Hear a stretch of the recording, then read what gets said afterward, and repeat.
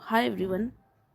जैसा कि आप सभी लोगों को मालूम है कि यूजी सेकेंड सेमेस्टर जिनका सेशन है 24-28, चाहे आप बिहार के किसी भी यूनिवर्सिटी के स्टूडेंट हों, आपके लिए वीडियो काफ़ी हेल्पफुल है।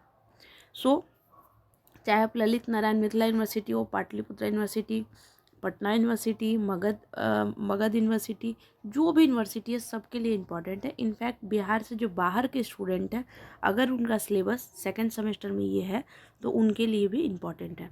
आपको पूरा कंप्लीट लेक्चर के बाद हमारे यहाँ से आपको नोट्स, वन शॉर्ट वीडियो सब कुछ मिलेगा।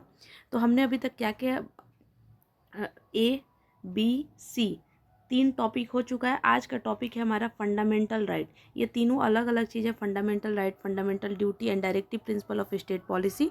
इसलिए हम पहले इसमें पढ़ाएंगे पहले फंडामेंटल राइट्स, ठीक है। तो यहाँ से जो हम यहाँ पे पढ़ाएंगे fundamental right, then fundamental duty, next lecture फिर directive principle of state policy, ऐसे करके हम सारा कंप्लीट करवाएंगे। जो स्टूडेंट अभी A, B, C नहीं देखे, लिंक डिस्क्रिप्शन बॉक्स में है, ज़रूर देखिए। और अपने और भी स्टूडेंट्स जो हैं, क्लासमेट हैं, ग्रुप्स, उनके साथ भी शेयर करें। So let's see. यहाँ पे ध्यान रखिए कि फंडामेंटल राइट का मतलब क्या होता है। तो देखिए, राइट का मतलब क्या होता है, अधिकार। और हम फिर से कह रहे हैं, हम उन लोगों को पढ़ा रहे हैं जो बिल्कुल सेकेंड सेमेस्टर में है, जिनके लिए पॉलिटी 0 है लेकिन उनको टॉपर बनाना है, ठीक है। तो यहाँ पे देखिए, आर्टिकल जो है, आर्टिकल क्या होता है, जो हमारा कॉन्स्टिट्यूशन, जो स्टूडेंट फर्स्ट चैप्टर से देख रहे होंगे, फर्स्ट लेक्चर से, उनको मालूम है कि आर्टिकल जो हमारा कॉन्स्टिट्यूशन, उस कॉन्स्टिट्यूशन में आर्टिकल है, शेड्यूल है, पार्ट्स है, ठीक है। तो जो आर्टिकल, जैसे मान लीजिए एक किताब है, ये प्रॉपर किताब, इस किताब के आगे जो देखते हैं ना कि फ्रंट पेज पे ही लिखा रहता है कि ये चैप्टर इस यहाँ से यहाँ पढ़ना है, ये चैप्टर यहाँ से यहाँ पढ़ना है, ऐसे हम लोग देखते हैं। तो वैसे ही आर्टिकल जो लिखा हुआ है 1, 2, 3 ऐसे ऐसे करके, तो उसमें जहाँ पे 12 लिखा है, 12 से 35 के बीच में, आर्टिकल 12 से 35 यानी कि आर्टिकल 12 to 35 इंडियन कॉन्स्टिट्यूशन में डील करता है फंडामेंटल राइट से, ठीक है। ये क्लास बिल्कुल बाइलिंगुअल होगा, हिंदी और इंग्लिश दोनों देखेंगे, ठीक है। तो देखिए यहाँ पे फंडामेंटल राइट के बारे में कौन से आर्टिकल्स में लिखे गए हैं, 12 से 25, याद रखिएगा इस बात को, ठीक है। These human right are the conferred upon the citizen of India and the constitution tell us that these right are inviolable rights. देखिए यहाँ पे ये बताया जा रहा है कि हमारे कॉन्स्टिट्यूशन में ये बताया गया है कि कुछ जो राइट्स होते हैं उसको आप ब्रेक नहीं कर सकते। कुछ राइट्स जो है, कुछ अधिकार जो हैं, उनको आप एनी हाउ, किसी भी होता है ना, किसी भी सबस्टांस में, किसी भी टाइम पर आप उसको वॉयलेट नहीं कर सकते। इस तरह का कुछ अधिकार हमारे पास है, ठीक है। उसको हम लोग फंडामेंटल राइट कहते हैं। अच्छा, एक बात बताइए, आपसे पूछा जाए कि जीवन जीने का अधिकार है, ये कौन सा राइट है, ठीक है। सबसे बड़ा अधिकार हमारा पता है क्या है, हमारा सबसे बड़ा अधिकार है ह्यूमन राइट। मतलब हम इंसान हैं तो हमको कुछ अधिकार बाय बर्थ मिला हुआ है, ठीक है।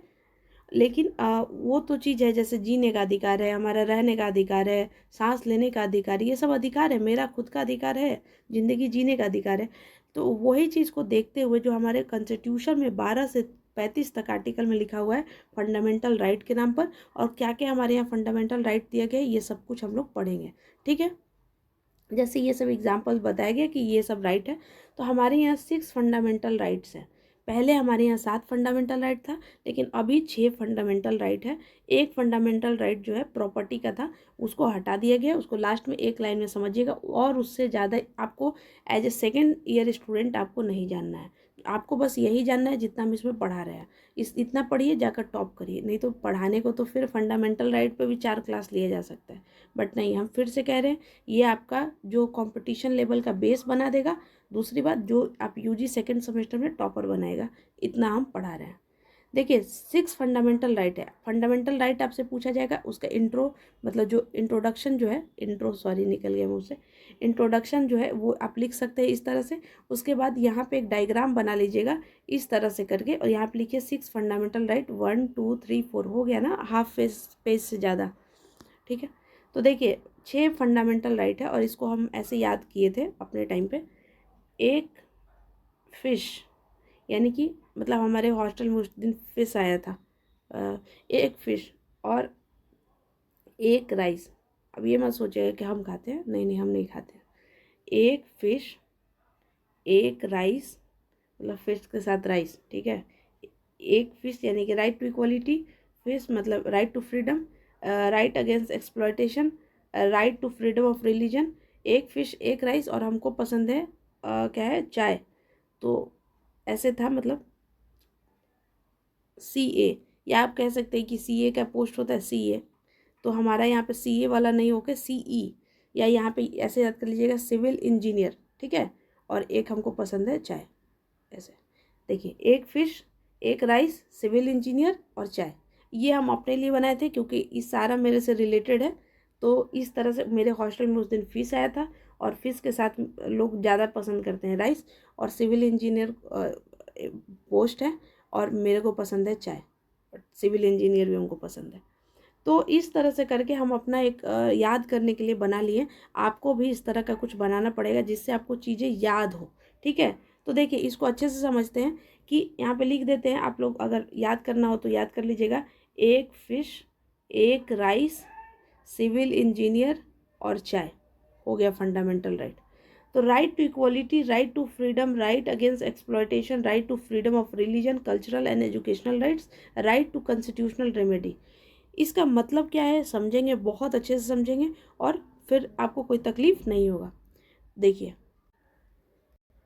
तो देखिए राइट टू इक्वलिटी का मतलब क्या होता है, समानता का अधिकार आपको है। राइट टू फ्रीडम का मतलब क्या है, आपको आज़ादी है। मतलब कैसा आज़ादी, कि आप फंडामेंटल राइट 100% राइट है, कि आप 100% आपको अधिकार दे रहा है, आंसर इज नो। क्यों, किस तरह का मतलब समझे नहीं। फ्रीडम तो है, ठीक है, आप फ्रीडम है, लेकिन क्या फ्रीडम है कि हम किसी के घर में जाकर ऐसे बंदूक से गोली मार देंगे, आंसर इज नो, ठीक है। हमारा अधिकार तब तक हमारा अधिकार होता है जब जब तक हमारे अधिकार से दूसरे को तकलीफ नहीं हो रहा है। इसको ऐसे समझिए कि एक इंसान है और उसके ऊपर उसके पास एक डंडा है। ये डंडा अपने पास हो रखा है, लेकिन ये डंडा तब तक घुमाएगा जब तक उसको मतलब किसी को तकलीफ नहीं हो रहा है। वो डंडा से अगर किसी को चोट लगा तो डंडा छीन लिया जाएगा। एक बहुत नॉर्मल बात है, बट इसको समझने के लिए समझिए, ठीक है। तो राइट अगेंस्ट एक्सप्लॉयटेशन, आप अगर किसी के मतलब किसी को कोई एक्सप्लॉइट कर रहा है, मतलब बहुत तरह से एक्सप्लॉइट, तो उसके अगेंस्ट में है, आपको अधिकार मिलेगा। Right to freedom of religion, जो मन मर्जी है वो आप कोई भी धर्म जाति को आप, आपका इच्छा है आप अपना सकते हैं, उसको प्रैक्टिस कर सकते हैं, ये आपकी आपके इच्छा पे है। कल्चरल एंड एजुकेशनल राइट, आपको पढ़ाई लिखाई आपका कल्चर कुछ, जैसे मान लीजिए कि हम मेरा कोई अपना धर्म है और मेरा मेरा कुछ कल्चर है, हम उसको प्रोटेक्ट करना चाहते हैं। मतलब हमको लगता है कि उस प्रोटेक्शन के लिए हमको कोई स्कूल खोलना है, कुछ फंक्शन करवाना है, कुछ भी, तो ये सब अधिकार है। हमको एजुकेशन का अधिकार है, हमको मन है तो उर्दू पढ़ें, मेरा मन है संस्कृत पढ़ें, मेरा मन है तो स्कूल खोलें, ये सब अधिकार है मेरा। राइट टू कॉन्स्टिट्यूशनल रेमेडी, अब देखिए मान लीजिए कि इतने सारे अधिकार दिया तो है कॉन्स्टिट्यूशन हमारा, लेकिन मान लीजिए कि इसमें से कोई भी अधिकार मुझसे कोई छीन रहेगा तो हम कहाँ जाएंगे। उस अधिकार को भी प्रोटेक्ट करने के लिए अधिकार होना चाहिए। तो इन सारे अधिकार को प्रोटेक्ट करने के लिए आर्टिकल जो हमारा 6 फंडामेंटल राइट है वो है राइट टू कॉन्स्टिट्यूशनल रेमेडी। ये सबसे महत्वपूर्ण राइट्स है। क्यों, क्योंकि ये पांचों राइट्स को हमारे जो है उसको क्या करता है, प्रोटेक्ट करता है। और इसी को BR अम्बेडकर जी ने क्या कहा था, आप लोग कमेंट सेक्शन में ज़रूर बताइएगा, ठीक है। आर्टिकल, और ये आर्टिकल है आर्टिकल 32, ऐसे इस आर्टिकल 32 है, ये आर्टिकल 32, इसको क्या बोला गया था बताइएगा। अब देखिए what are the fundamental right, fundamental right क्या होता है। हम पहले भी, आप लोग अगर फर्स्ट सेकंड थर्ड लेक्चर देखे होंगे, हम बताए हैं कि इसको बोल कर पढ़ाना ईजी है, हम समझा दे रहे हैं, उसके बाद आप पढ़िए, वो ज़्यादा बेहतर है। फंडामेंटल राइट क्या है, एक बेसिक ह्यूमन राइट जो कि हम आपको बताएं, जो गारंटी देता है अपने सारे सिटीजन को, ये भी बताएं। They are applied without discrimination, कोई भेदभाव नहीं होगा, रेस रिलीजन जेंडर, सॉरी थोड़ा गला खराब है मेरा, ये सब के बेसिस पे कोई भेदभाव नहीं होगा, ठीक है। उसके बाद क्या लिखा हुआ है, significantly fundamental rights are the enforceable by the court. हमारे वाइवा में पूछा गया था कि what is difference between DPSP और fundamental right in one word. तो देखिए फंडामेंटल राइट अगर आपका कोई छीन रहा है तो आप जो है कोर्ट में जा सकती हैं, बहुत इंपॉर्टेंट लाइन है। लेकिन डीपीएसपी आपसे नहीं, मतलब आप नहीं कर पा रहे हैं या आपको नहीं मिल पा रहा है जो उसमें लिखा है, तो आप उसमें कोर्ट नहीं जा सकते हैं। ये मेजर डिफरेंट है फंडामेंटल राइट और डीपीएसपी में, ठीक है। सॉरी मेरा थोड़ा आवाज़ ख़राब है, इसके लिए माफ़ी। तो देखिए, अगर आपका कोई फंडामेंटल राइट लेता है तो आप बिल्कुल कोर्ट में जा सकते हैं, इन्फोर्सेबल बाय द कोर्ट। हाँ, यहाँ पे भी 2 आर्टिकल इंपॉर्टेंट है। सुप्रीम कोर्ट में जाने के लिए कौन सा आर्टिकल है, और ये जो हाई कोर्ट है उनको कौन सा आर्टिकल में उनके बारे में लिखा हुआ है, ये ज़रूर बताइएगा, ठीक है। देखिए यहाँ पे what are they called fundamental right. Fundamental right क्यों कह रहे हैं बताइए, इसलिए फंडामेंटल राइट कह रहे हैं। These right are called fundamental right because of 2 reason. 2 कारण से हम फंडामेंटल राइट कह रहे हैं। They are enshrined in the constitution which guarantee them. ये बात लिखा गया है कॉन्स्टिट्यूशन में और कॉन्स्टिट्यूशन हमें गारंटी दे रहा है, इसलिए हम इसको फंडामेंटल राइट कह रहे हैं। दे आर जस्टिसिएबल, यानी कि अगर आप मुझसे छीनिएगा तो हम कोर्ट के पास जाएंगे। Enforce by court, in case of violation a person can approach a court. यही बात बोले, हाँ ठीक है। फिर देखिए इंपॉर्टेंस क्या है फंडामेंटल राइट। अब ये लाइन को पढ़ने से अच्छा है कि पहले हम कुछ समझा दें, आपको तुरंत पता चल जाएगा कि क्या इंपॉर्टेंस है। आप लोग को शायद मालूम होगा, नहीं मालूम है तो बताते हैं। हमारे कंट्री में एक बार इमरजेंसी लगा था। जब इमरजेंसी लगा तो क्या हुआ कि देखिए, जैसे ऐसे समझिए, आपके घर में सारा खाना बना हुआ है, पूरी पकवान बना हुआ है, ठीक। तो आप ज़िंदगी जी रहे हैं, आपको लग रहा है कि अच्छा मन किया तो पूड़ी खा लिए, मन किया तो कुछ खा लिए, मन किया तो मम्मी से बोले मम्मी मैगी बनाओ, हम भी बोल लेते हैं। सब कुछ है, मज़ा आ रहा है ज़िंदगी में एकदम बढ़िया। पूछा जाए आपसे आलू कैसे है तो आप बोलेंगे हमको क्या मालूम। घर में हम तो बोले मम्मी आलू का पराठा बनाओ, बन गया। बोले कि मम्मी कल ना हमको रसना पीना है, रसना आ गया। कोई मतलब नहीं है, एकदम मस्त आपका ज़िंदगी चल रहा है। एक दिन क्या हुआ, पेरेंट्स कहीं चले गए, नानी घर चले गए, चाचा के घर चले गए, कहीं चले गए। 2-3 दिन तो ठीक रहा, लेकिन उसके बाद आपको दिखा कि यार आलू नहीं है, चीनी नहीं है, रसना नहीं है, मैगी नहीं है, सब खत्म कैसे हो गया। जब आपसे वो चीज़ खत्म हो जाएगा तब आप जाइएगा किधर, तब आप जाइएगा मार्केट में। और जब मार्केट में जाइएगा तब आपको मालूम चलेगा कि मैगी के पैकेट का दाम इतना था, आलू का दाम इतना था, पालक का दाम इतना था, रसना का दाम इतना था। यानी कि हमको चीज़ों का एहसास तब होता है जब वो चीज़ ख़त्म हो जाता है। अगर आपसे कोई ले लेगा ना आपका चीज़, तब आपको उसका एहसास होता है कि यार मेरे पास इतना था। फिर उस दिन आपको फील होगा यार हम कितने रह जाए, क्योंकि हम तो बोले थे मम्मी आलू का पराठा बनाओ, हम तो आलू का पराठा देखे थे प्लेट में। ये जो पीछे का बैकग्राउंड है कि कितना आलू कैसे केजी था, ये चीज़ कैसे केजी था, उतना कहाँ ध्यान था, नहीं ध्यान था। फिर आपको समझ में आएगा कि यार कितना महंगाई है। फिर समझ में आएगा कमाना बहुत ज़रूरी है, तो क्या होगा अगर कोई नहीं कमाएगा तो ये सब कब समझ में आया आपको, तब समझ में आएगा जब जब चीज़ें आपके पास नहीं था और तब उस पर आप थोड़ा टाइम दिए, समझे, तो आपको समझ में आएगा कि इसका क्या क्या इंपॉर्टेंस है। ये सब्जी चावल दाल जो भी है, इसका एग्जाम्पल इसलिए लें क्योंकि आपको समझ आए। तो जब हमारे कंट्री में इमरजेंसी लगा हुआ था तो बहुत कुछ ले लिया गया, बोलने का अधिकार, प्रेस का अधिकार, इकट्ठा होने का अधिकार, सब कुछ। तो एक सेकंड पानी पीने दीजिए। तो देखिए, जब हमसे चीज़ें ले लिया गया तो हमको ऐसा फील हुआ, मतलब हमको इन द सेंस कि लोगों को फील हुआ कि यार ये सब मेरा अधिकार था, आज तक तो हमको मालूम ही नहीं। तो इमरजेंसी जब हमारे कंट्री में लगा था तब इंसान को फंडामेंटल राइट का ज़्यादा समझ में आया कि ये सब अधिकार है। जैसे फॉर एग्जांपल ऐसे समझिए कि लॉकडाउन वाला टाइम तो आप लोग समझे ही होंगे। लॉकडाउन में क्या था, आपका अधिकार आपसे लिया गया था। क्यों, देखिए वो ऐसे ऐसे सिचुएशन में क्या होता है कि कुछ टाइम के लिए जो, मतलब अगर ऐसा आपदा ही आ गया तो वहाँ पे लिया जा सकता है। अब यहाँ पे ये नहीं कि सिर्फ पर्टिकुलर आपका लिया जा रहा है, आपकी भलाई के लिए वो काम किया जा रहा है। जैसे अधिकार तो नहीं था, मानिए कि हमारे पास कॉन्स्टिट्यूशन राइट है कि हम बाहर जा सकते हैं, घूम सकते हैं, इकट्ठा हो सकते हैं, अपना ग्रुप बना सकते हैं, बट क्या आप वहाँ पे कोविड के टाइम पे कर सकते थे? Answer is no. क्यों? क्योंकि उस टाइम हमारा भलाई इसमें था कि हमको घर में ही रहना है अपनी सेफ्टी के लिए। तो फंडामेंटल राइट 100% है, आंसर इज नो।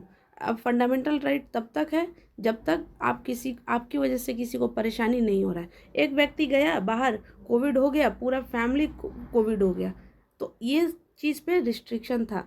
तो आपको समझ में आ रहा था उस टाइम, ये एग्जांपल मेरा देने का मतलब क्या है कि आपको समझ में आ रहा था उस टाइम कि कितना तकलीफ़ है। अगर सोचिए ज़िंदगी वैसा रहे कि आपको कहीं भी जाना है परमिशन लेना पड़ेगा, आप देख रहे होंगे कि पुलिस दौड़ा दौड़ा के मार रहे हैं, पुलिस मुर्गा बना दे रहे हैं, किस लिए भाई? अब तुम गोलगप्पा खाने क्यों आए, तुम मास्क क्यों नहीं पहने हो, अ, कितना सारा प्रॉब्लम।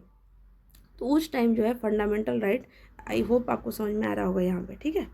तो देखिए fundamental right are very important because they are like a backbone of the country. Fundamental right क्या है? Backbone of the country. They are essential to safeguard the people interest according to article 13 all law are the violation. देखिए article 13 में लिखा हुआ है, बस इसको ज़्यादा समझना नहीं है, ज़्यादा बस एक दो लाइन समझिए कि आर्टिकल 13 में लिखा हुआ है कि कोई भी कोई भी पार्लियामेंट में लॉ बनेगा और अगर वो फंडामेंटल राइट को वॉयलेट कर रहा है, वॉयलेट यहाँ पे मतलब है कि अगर उसको ठेस पहुँचाना है या ऐसे, तो तो आर्टिकल 13 के अनुसार सुप्रीम जो कोर्ट है हमारा, वो उसको नल और वॉइड कर सकता है, मतलब ख़त्म कर सकता है उस जो भी वो लोग लॉ बनाए हुए हैं, ठीक है। ये चीज़ बस लेमन शब्दों में समझिए। We list the fundamental right of India and the briefly describe each of them। देखिए आर्टिकल 14 से 18, 12 में आर्टिकल स्टेट के बारे में बताया गया है, वो नहीं, यहाँ से देखिए 14 से 18, आर्टिकल 14 से 18 के बीच में लिखा हुआ है राइट टू इक्वालिटी, अधिकार के बारे में। यहाँ पे जो हम यहाँ पे बताए ना राइट टू इक्वालिटी, इसका क्या है? आर्टिकल 14 से 18, ठीक। अब इसमें इसमें हम अगर चाहें तो यहाँ पे एक एक करके 14, 15, 16, 17, 18 ऐसे किया जा सकता है, बट नहीं, उसकी आपको ज़रूरत नहीं है, ठीक। ब्रॉड टॉपिक पे आपको पढ़ना है। देखिए right to equality, the right to equality is one of the important fundamental rights of the Indian constitution that guarantee करता है, गारंटी दे रहा है आपको इक्वल राइट फॉर एवरीवन, सबके लिए समान अधिकार, इरिस्पेक्टिव ऑफ, ये नहीं कि आपको धर्म के नाम पे, जेंडर के नाम पे, कास्ट के नाम पे, रेस के नाम पे, बर्थ के प्लेस के नाम पे आपसे कोई भी भेदभाव नहीं किया जाएगा। ये गारंटी दे रहा है आपको constitution. It ensure equal employment opportunity, आपको इक्वल एम्प्लॉयमेंट अपॉर्चुनिटी मिलेगा। आईएएस सब बन सकता है, ये नहीं कि आप इस कास्ट से हैं तो नहीं बन सकते, आप लड़की हैं तो नहीं बन सकते, आप लड़का है तो, ये सब कुछ नहीं है। कोई भी एम्प्लॉय जो आपको बिजनेस करना आप कर सकते हैं in the government and ensure against discrimination by the state in matter of employment on the basis of, और आपसे जो राज्य है वो भी डिस्क्रिमिनेशन नहीं कर सकता है, चाहे कास्ट, रिलीजन, इन सब के बेसिस पे। These right also include the evolution of title as well as untouchability. ये जो 14 से 18 में है अनटचेबिलिटी, आर्टिकल 17 में बताया गया कि अनटचेबिलिटी नहीं करना है। एवोल्यूशन ऑफ टाइटल, टाइटल मतलब टाइटल दो तरह का आप यूज कर सकते हैं, एक जो आपको पढ़ाई के तरफ से मिलता है और एक जो आपको आपको अवार्ड के तरफ से मिल रहा है। जैसे मिलिट्री में कुछ आपको ब्रिगेडियर, मतलब जो जो पोस्ट का टाइटल मिलता है एक वो, या मान लीजिए हम पीएचडी कर रहे हैं, डॉक्टर का टाइटल, वो यूज कर सकते हैं। लेकिन एबॉलिश करते हैं और एबॉलिश करेंगे वो सब टाइटल, जैसे पहले के राजा महाराजा को सब मिलता था, वो सब नहीं लगाना है, ठीक है। यहाँ पे है राइट टू फ्रीडम, आपको अधिकार है, आज़ादी, बस इसको ध्यान से, बस वीडियो ज़्यादा लंबा नहीं करना है। अधिकार है बोलने का, अपनी बातों को समझने का, ये सब 19 में भी 6 दिया हुआ है आपको। असेंबली बुलाने का, आप ग्रुप बना सकते हैं, अपनी पूरे freedom to decide in any part of the country, किसी भी जगह पे भारत में आप रह सकते हैं, ये सब अधिकार राइट टू फ्रीडम 19 से लेकर 22 के बीच में दिया गया है। राइट अगेंस्ट एक्सप्लॉयटेशन, अगर किसी के साथ एक्सप्लॉयटेशन हो रहा है तो उसके अगेंस्ट में है आर्टिकल जो है 22 से 24 दिया गया है उन लोगों को प्रोटेक्शन के लिए। क्या है देखिए, the right implies the prohibition of traffic in human being beggar, जो भी ह्यूमन ट्रैफिकिंग होता है, देखते हैं अगवा कर लिया जाता है, फिर लड़कियों को कहीं बेचना, बच्चों से काम करवाना, ये सब आर्टिकल के मतलब ये सब जो जितने चीज़ हम बोले इन सब के विरोध, मतलब होता है ना कि ये काम ना हो, इस पे काम इसमें बताया गया है आर्टिकल 23-24 में। Children in factory, the constitution prohibit, मना करता है the employment of children against the, जो 14 साल से नीचे के बच्चे हैं वो हजार्ड कंडीशन, मतलब एक बहुत ख़राब, मतलब क्रूशियल जगह पे काम ना करें, ये कॉन्स्टिट्यूशन की तरफ से प्रोहिबिट है, मना है, ठीक है। Right to freedom of religion बताया है कि आपको अधिकार है कि आपको जो मन है, जैसे मन है, हर मतलब यहाँ पे बताया गया है कि there is a equal respect given all religion. हाँ, हमारा कंट्री सेकुलर है। आप अपना प्रोफेशनल प्रैक्टिस या प्रोपोगेशन या मतलब अपने धर्म के बारे में चर्चा करना, धर्म को अपना बढ़ावा देना, ये सब कुछ, लेकिन फिर से याद रखिएगा कि ऐसा कुछ नहीं करना है जिससे दूसरे को परेशानी हो। The state has no official, state का मतलब यहाँ पे इंडिया है, इंडिया का अपना ऑफिशियल रिलीजन कुछ नहीं है। Every person has the right to freely practice his or her faith. हर व्यक्ति का अधिकार है कि अपना विश्वास, जरूरी नहीं है कि हम कहें कि हम कोई धर्म को ही मानते हैं, हम बिना धर्म को माने हुए भी इंसान मतलब भारत में रह सकते हैं। हम कह सकते हैं कि हम कोई धर्म को नहीं मानते, ये भी एक फेथ है, मतलब इसका भी अधिकार है। जरूरी नहीं है कि हमको किसी धर्म को मानना ही है, ठीक है। और अगर हम किसी धर्म को मान रहे हैं तो ये मेरा अधिकार है, किसी धर्म को प्रोपोगेट कर रहे हैं ये मेरा अधिकार है। देखते हैं इतना सब सभा होता है, ये सब अधिकार के ही अंडर में है। बट आप ये नहीं कि किसी भी स्टेज पे से किसी दूसरे धर्म के प्रति खराब कहें, उसका मतलब ऐसा कह दें कि तो वो सब गलत है, ठीक है। फिर क्या है, कल्चरल एजुकेशनल राइट, जो हम आपको बताएं यहाँ पे देखिए, वहाँ पे हम 32 बता दिए थे, तो यहाँ देखिए ये आपका आ गया जो 32 वाला याद है ना, यहाँ पे ये 6 राइट टू कॉन्स्टिट्यूशनल रेमेडी। यहाँ पे 5वां देखिए, कल्चरल एजुकेशनल राइट 29 और 30। इसमें पहले ही हम आपको बताएं कि जो माइनॉरिटी हैं हमारे यहाँ कॉन्स्टिट्यूशन में 2 तरह के माइनॉरिटी को माना गया है, एक लैंग्वेज के अधिकार पे, ठीक है, और दूसरा रिलीजन के अधिकार पे। देखिए, these rights protect the right of religion, cultural, linguistic minority by facilitating them to preserve their heritage and culture. ठीक, मान लीजिए कि हम माइनॉरिटी हैं। माइनॉरिटी का मतलब क्या होता है कि जैसे मान लीजिए कहीं पे 100 लोग हैं तो वहाँ पे कोई 10 लोग हैं या 20 लोग हैं, मतलब यहाँ इसके कंपैरिजन में कम, तो वो माइनॉरिटी वहाँ का हुआ, ठीक है। तो वो माइनॉरिटी को, अगर वो कम लोग हैं तो वो अपना कल्चर को, हेरिटेज को बचा सकते हैं। Educational right are for ensuring education for everyone without any discrimination. सबको अधिकार है, एजुकेशन वाला जो है उसके बेसिस पे कोई भी डिस्क्रिमिनेशन नहीं होगा, ठीक है, भेदभाव नहीं होगा।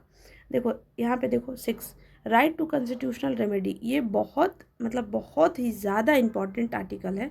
The constitution guarantee remedy if the citizen fundamental right are violated. अगर सिटीजन का फंडामेंटल राइट वायलेट होता है, the government can not infringe upon or curb any one rights. When this right are violated the aggrieved party can approach the court. Citizen can even go directly to the Supreme Court, which can issue writs for the enforcing fundamental right. यहाँ पे supreme court plus high court भी, यानी कि कहने का मतलब है कि अगर आपसे आपका अधिकार लिया गया तो वो व्यक्ति जो है डायरेक्टली याद रखिएगा, डायरेक्टली सुप्रीम कोर्ट भी जा सकता है, हाई कोर्ट भी जा सकते हैं। सुप्रीम कोर्ट का जो आर्टिकल है वो दूसरा है, हाई कोर्ट का आर्टिकल दूसरा है, आपको बताना है, ठीक है। किसके पास पावर ज़्यादा है, सुप्रीम कोर्ट के पास इसमें कॉन्स्टिट्यूशनल रेमेडी वाले में, या हाई कोर्ट के पास, ये भी बताइएगा, ठीक है। बस हो गया ख़त्म। अब देखिए यहाँ pay feature of fundamental right क्या है, फीचर फंडामेंटल राइट का, तो इसमें कुछ ऐसा तो नहीं है कि नहीं बताएं। देखिए ये fundamental right the different from ordinary legal right in the manner, मतलब ये ऐसा नहीं कि नॉर्मल राइट है, अगर इस राइट से आपको कुछ छीना जाएगा आप सुप्रीम कोर्ट या हाई कोर्ट जा सकते हैं। Some of the fundamental right are available to the all citizen while the rest of the, देखिए कुछ फंडामेंटल राइट है वो सिर्फ और सिर्फ इंडियन के लिए अलाउड है, और कुछ फंडामेंटल राइट है जो सिर्फ बाहर के लोगों के लिए भी राइट्स मतलब अधिकार हैं। अब आपको बताना है कि कौन सा राइट्स जो है फंडामेंटल राइट वो सिर्फ और सिर्फ इंडियन के लिए अलाउड है और बाकी तो दोनों के लिए ऐसे अलाउड है ही, ये बताइएगा आप, ठीक है। Fundamental right are not absolute right, ये जो देखिए हम आपको बोले ना कि अगर हम पढ़ के ही समझाएं तो कोई मतलब नहीं बनता। आपको क्या करना है, हम समझा दिए, ये पीडीएफ आपको मिलेगा, लेक्चर पूरा कंप्लीट हो जाएगा, पूरा सिलेबस देन अभी आप सुनिए समझिए, ठीक है। तो वही चीज़ देखिए, यही तो कब से बता रहे कि fundamental right are not absolute right, बताए हैं ये सब चीज़, बताए हैं आपको, ये भी बताए हैं कि ये जस्टिसिएबल है नेचर में, ये अलग से लिख दिए कि अगर आपको क्वेश्चन डायरेक्टली आता है तो आप इस तरह से इससे देख कर लिख सकते हैं, ठीक है। ठीक है। यहाँ पे देखिए, अब यहाँ पे कंक्लूजन में आपको बस यही चीज़ लिखना है कि फंडामेंटल राइट जो है बहुत इम्पॉर्टेंट है। फंडामेंटल राइट एक ऐसा अधिकार है जिसमें इंसान जो है अपने अपने वे से ज़िंदगी को जी सकता है, अपने आप को 100% जिसको होता है ना कि अपने आप को डेवलप कर सकता है, अपनी बातों को रख सकता है, अपने रिलीजन को फॉलो कर सकता है। इस तरह से एक पॉजिटिव नोट पर आपको ये फंडामेंटल राइट का कंक्लूजन लिखना है। So thank you so much, wish you all the best. ठीक है, और ऐसे आपको नीचे मतलब फंडामेंटल राइट का कंक्लूजन भी मिल जाएगा, देख के आराम से लिख लीजिएगा। So thank you so much, wish you all the best. अपने दोस्तों के साथ शेयर करें, वीडियो कैसा लगा बताइए, और आगे भी वीडियो कंटिन्यू रहे। मेरा एक दिन का क्लास है वीक में, मंडे को आपको, नेक्स्ट मंडे को फिर से पॉलिटिकल साइंस का क्लास मिलेगा। ठीक है, बाकी सबका शेड्यूल बना हुआ है, आप ज़रूर देखें। ये वीडियो मेजर माइनर एमडीसी सबके लिए है। So thank you so much, wish you all the best.